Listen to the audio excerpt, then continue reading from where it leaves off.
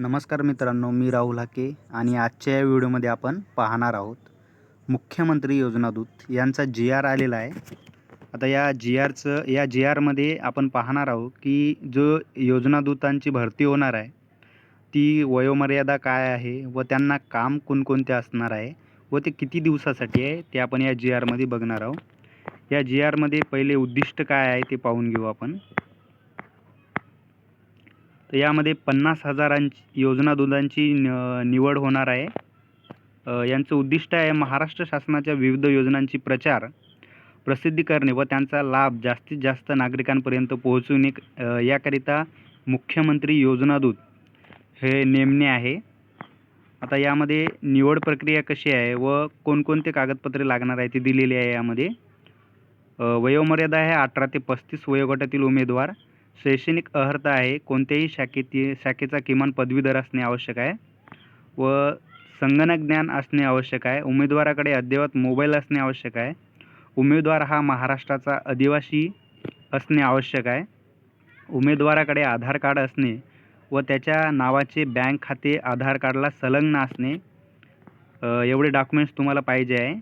योजना दूत निवडणीसाठी उमेदवारांची सादर करावयाची कागदपत्रे. आता यांना कागदपत्रे कोणकोणते सादर करायचे आहे ते यामध्ये दिलेले आहे. त्यांनी विविध नमुन्यातील मुख्यमंत्री योजना दूत कार्यक्रमासाठी केलेला अर्ज जो तुम्ही ऑनलाईन अर्ज करता तो सादर करायचा आहे.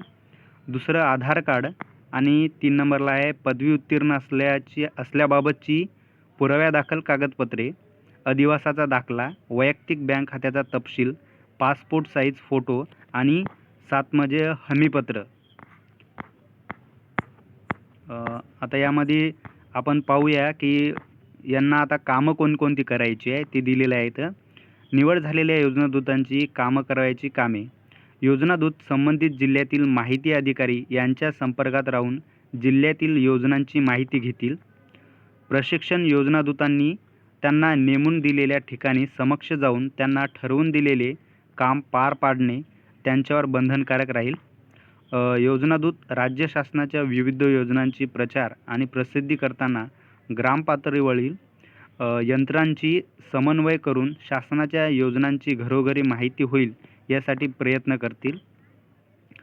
4 म्हणजे योजना दूत दर दिवशी त्यांनी दिवसभर केलेल्या कामाचा विहित नमुन्यातील अहवाल तयार करून तो ऑनलाईन अपलोड करतील.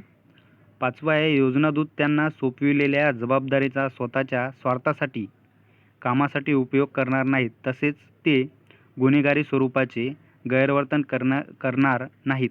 योजना दूत तसे करत असल्यास निर्देशात झाल्यास त्यांच्यासोबत करण्यात आलेला करार संपुष्टात आणण्यात येईल. त्यांना जबाबदारीतून मुक्त करण्यात येईल. योजना दूत अनधिकृत्या गैरहजर राहिल्यास किंवा जबाबदारी सोडून गेल्यास त्यांना मानधन राहणार नाही. तर अशा पद्धतीने यामध्ये त्यांनी माहिती दिलेली आहे या जी-आरमध्ये. अशा पद्धतीने निवड होणार आहे आणि ही आता भरती फक्त 6 महिन्यासाठी राहणार आहे. इथं त्यांनी दिलेलं आहे मुख्यमंत्री योजना दूतांना द्यावयाचे मानधन व त्याकरिता करावयाचा अर्थसंकल्प तरतुदीबाबत.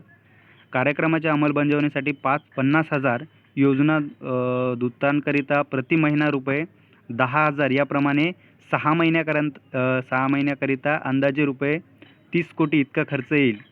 उक्त संदर्भात दिनांक 9 जुलै 2024 रोजी शासन निर्णयात संपुष्टात केल्याप्रमाणे योजना दूतांच्या मानधनावरील खर्च कौशल्य रोजगार उद्योजकता व नाविन्यता विभागामार्फत करण्यात येणार आहे.